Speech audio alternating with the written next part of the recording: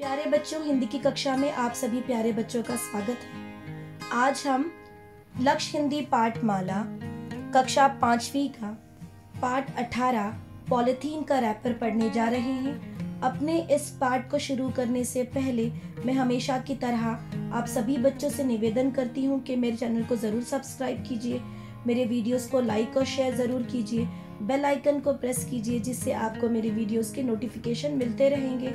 आप सभी का बहुत बहुत धन्यवाद अपने प्रेम और सहयोग के लिए। तो आइए हम अपना पाठ शुरू करते हैं। पॉलीथीन का रैपर। दीपू के घर के स्टोर रूम में बहुत धूल जमी हुई थी। महीनों से उसे किसी ने खोला नहीं था।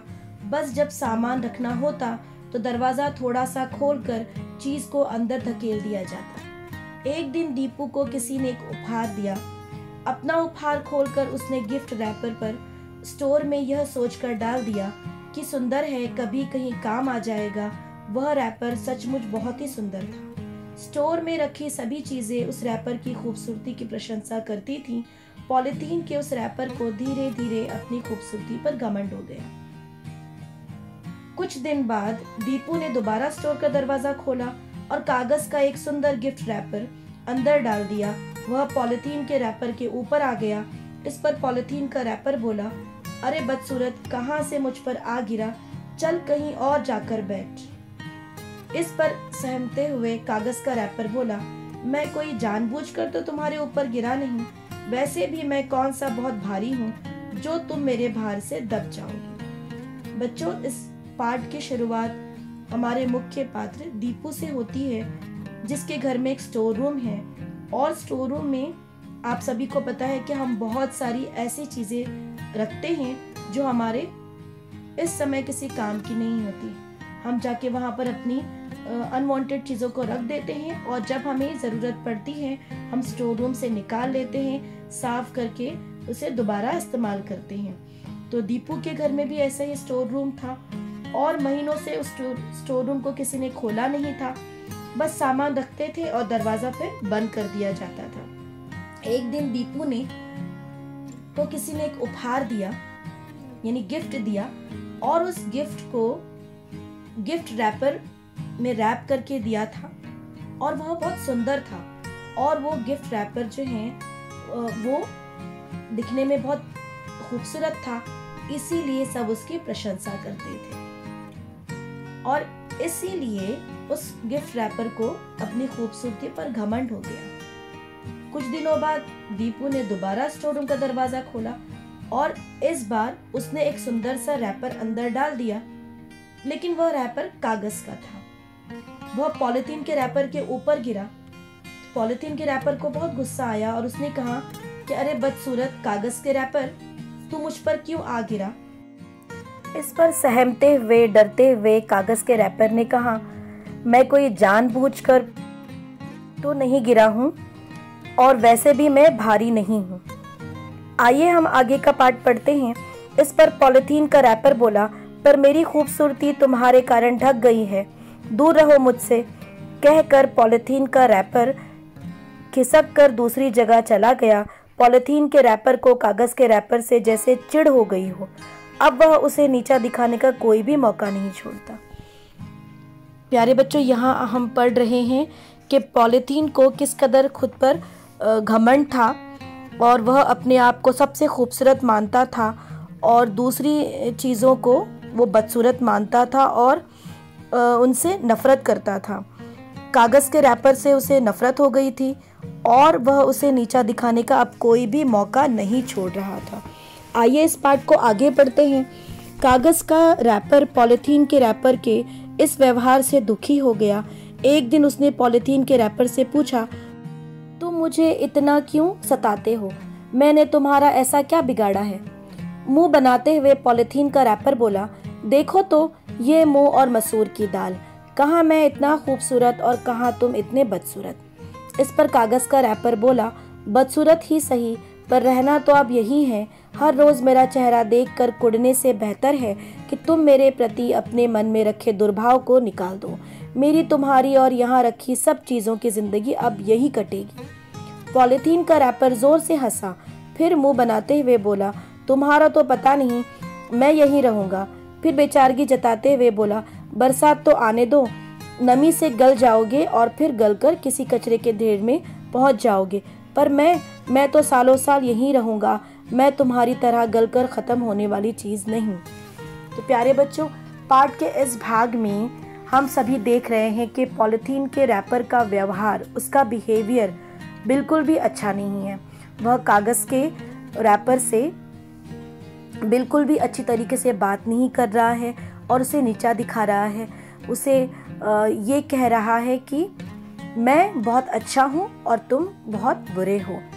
इस पर कागज़ के रैपर ने एक दिन उसे पूछ लिया कि तुम मुझसे इतना क्यों सता रहे हो, क्यों बिगड़ रहे हो, मैंने क्या तुम्हारा बिगाड़ा है। इस पर पॉलिथीन के रैपर ने कहा कि तुम बिल्कुल बदसूरत हो और मैं बहुत सुंदर हूँ। इस पर कागज़ के रैपर ने कहा कि मैं बदसूरत ही सही, पर अब हम सब लोगों को एक साथ ही रहना है और रोज एक दूसरे का मुंह देखना है, तो मेरे साथ में इतना दुर्भाव, इतना बुरा व्यवहार क्यों है तुम्हारा। इस पर पॉलिथीन के रैपर ने कहा कि पहले तो वो जोर से हंसा और फिर कहा कि जैसे ही बरसात का मौसम आएगा तुम सड़ गल जाओगे, तुम खत्म हो जाओगे, लेकिन मैं सालों साल ऐसे ही रहूंगा, मैं कहीं नहीं जाऊंगा, तुम खत्म हो जाओगे। आइए हम पाठ का अगला भाग पढ़ते हैं। कागज का रैपर समझ गया कि इससे बहस करना बेकार है। वह चुपचाप एक कोने में पड़ा रहा। कुछ दिनों बाद स्टोर में दीपू के साथ उसकी मम्मी आई। मम्मी दीपू से बोली, दीपू तुम अपना बेकार सामान निकालो, तभी स्टोर साफ होगा। इस पर दीपू ने अपनी अन्य बेकार चीजों के साथ कागज का वह रैपर भी फेंकने के लिए एक कोने में रख दिया। फिर दीपू बाहर चला गया। तब पॉलिथीन का रैपर बोला, कहाँ था ना तुम्हें, देखो मुझे संभाल कर रखा है। कागज का रैपर उसकी बातें सुनकर कुछ न बोला, केवल हल्का सा मुस्कुरा दिया। थोड़ी देर में कबाड़ी वाला आया और उन बेकार सी चीजों के ढेर को उठाकर ले गया। कागज को कबाड़ी ने फिर से बनने के लिए बेच दिया। वहाँ कागज को फिर से तैयार कर एक नया रूप दिया गया। तो बच्चों, पाठ के इस भाग में अब दीपू और उसकी मम्मी स्टोर रूम की सफाई का इरादा करते हैं और मम्मी दीपू से कहती है कि स्टोर रूम में जितनी भी गैर जरूरी चीजें, अनवांटेड चीजें हैं जो तुम्हें नहीं चाहिए, उसे निकाल कर फेंक दो। दीपू ने बहुत सारा सामान निकाला और उस अन्य सामान के साथ उसने कागज के रैपर को भी फेंक दिया। इस पर पॉलिथीन के रैपर ने कहा कि तुम्हें बोला था मैंने, तुम्हें बताया था मैंने कि मुझे संभाल कर रखा जाएगा और तुम्हें फेंक दिया जाएगा। इस बात पर कागज के रैपर ने कोई उत्तर नहीं दिया। वह हल्का सा मुस्कुरा दिया और फिर उस कागज के रैपर को कबाड़ी वाले को बेच दिया गया। बच्चों, कबाड़ी वाला आपको पता है, जो पुराने सामान इकट्ठा करते हैं और फिर कहीं और जाकर बेच देते हैं। उन्हें उनके पैसे मिलते हैं, उन चीज़ों को बेचने के पैसे मिलते हैं। जो तो कागज़ को जो है उस कबाड़ी वाले ने खरीद लिया और दोबारा जहाँ कागज़ बनते हैं वहाँ जाकर बेच दिया, जहाँ कागज़ दोबारा बनने की प्रक्रिया की जाती है। तो आइए हम आगे का भाग पढ़ते हैं। अब वह बहुत ही खूबसूरत रंग में आया, जिस पर छोटे छोटे छींटेदार फूल भी बने थे। बाजार में आने पर उस कागज को एक कलाकार खरीद कर ले गया। कलाकार ने उससे एक खूबसूरत कार्ड बनाया। एक दिन दीपू के स्कूल में पुनर्चक्रित कागज के बने कार्डों की प्रदर्शनी लगी। दीपू उन कार्डों को देखते देखते उसी कार्ड के पास पहुंचा जो उसके फेंके रैपर के कागज से बना था। कार्ड खूबसूरत होने के कारण दीपू ने उसे खरीद लिया, फिर उसे अपने कमरे में सजा दिया। कुछ दिनों बाद दीपू को घर बदलना था। मम्मी ने स्टोर खाली करने के लिए चीजें निकाली। उन चीजों में पॉलिथीन का रैपर भी था, जो धूल से भरा हुआ था और उसके टुकड़े टुकड़े हो गए थे। सफाई वाले ने कमरा बुहारते हुए उस पॉलिथीन के रैपर को कूड़े में डाल दिया और बोला, क्या बेकार की चीज है। यह कहकर वह दूसरे कमरे की तरफ बढ़ गया। अब पॉलिथीन का रैपर उस कमरे में था जहाँ पुनर्चक्रित कागज का कार्ड रखा था। कार्ड ने मुस्कुराते हुए उस टुकड़े टुकड़े हुए पॉलिथीन के रैपर को नमस्ते की, फिर पूछा, और भाई कहो कैसे हो। पॉलिथीन का रैपर बोला, अच्छी जगह पहुंच गए हो, इसीलिए तुम इतना इतरा रहे हो। इस पर कार्ड बोला, नहीं भाई, मैं क्यों इतराऊं, तुम्हारी दुर्दशा देखकर तो मैं दुखी हो रहा हूँ और सबसे ज़्यादा दुखी तो मैं यह सोचकर हो रहा हूँ कि तुम मेरी तरह फिर से नया रूप नहीं ले सकते। बच्चों, पाठ के इस भाग में हमने देखा कि दीपू के स्कूल में जब पुनर्चक्रित कागज़ों से बने कार्डों की प्रदर्शनी थी, एग्जीबिशन थी, तब उसी दीपू के कबाड़ी वाले को दिए कागज़ के रैपर से वो कार्ड का पेपर बनाया गया था। उसे एक कलाकार ने, एक आर्टिस्ट ने खरीदा, उससे एक बहुत ही सुंदर सा कार्ड बनाया और उस प्रदर्शनी में रख दिया। और उस कार्ड को दीपू ने खरीद लिया, फिर अपने घर ले आया और उसे कमरे में सजा दिया। कुछ दिनों बाद दीपू को घर बदलना था। मम्मी ने फिर स्टोर रूम खाली किया और वहां से बेकार की चीजों को फेंक दिया। अब पॉलिथीन का रैपर था, वो टुकड़े टुकड़े हो चुका था और सफाई वाले ने वहां की कमरे की सफाई करते समय, बुहारना का अर्थ होता है झाड़ू लगाना, तो झाड़ू लगाते समय उस पॉलिथीन के रैपर के जो टुकड़े टुकड़े हो चुके थे उसे बेकार चीज कहकर कूड़े में फेंक दिया। अब पॉलिथीन का रैपर उस कमरे में था जहां वह कागज का खूबसूरत सा सुंदर सा कार्ड भी था। कार्ड ने मुस्कुराते हुए पॉलिथीन के रैपर से पूछा कि भाई कैसे हो। इस पर पॉलिथीन के रैपर ने कहा कि तुम अच्छी जगह पहुंच गए हो, इसीलिए तुम इतरा रहे हो। कागज के रैपर ने कहा कि नहीं भाई, मैं क्यों इतराऊं, मुझे तुम्हारी दुर्दशा, तुम्हारी दशा है, उस पर मुझे दुख हो रहा है और मुझे यह सोचकर भी दुख हो रहा है कि मेरी तरह तुम कोई नया रूप भी नहीं ले सकते।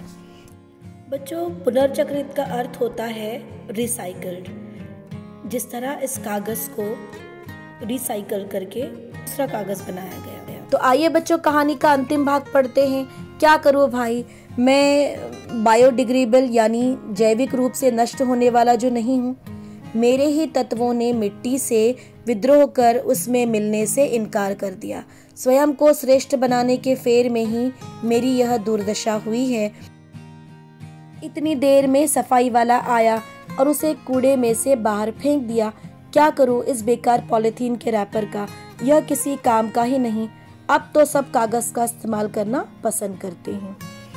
तो बच्चों, कहानी के अंत में हम सभी ने देखा कि पहले भाग में पॉलिथीन का रैपर खुद पर बहुत इतरा रहा था क्योंकि वो दिखने में बहुत सुंदर था और वह कागज के रैपर को बदसूरत कह रहा था, बेकार समझ रहा था।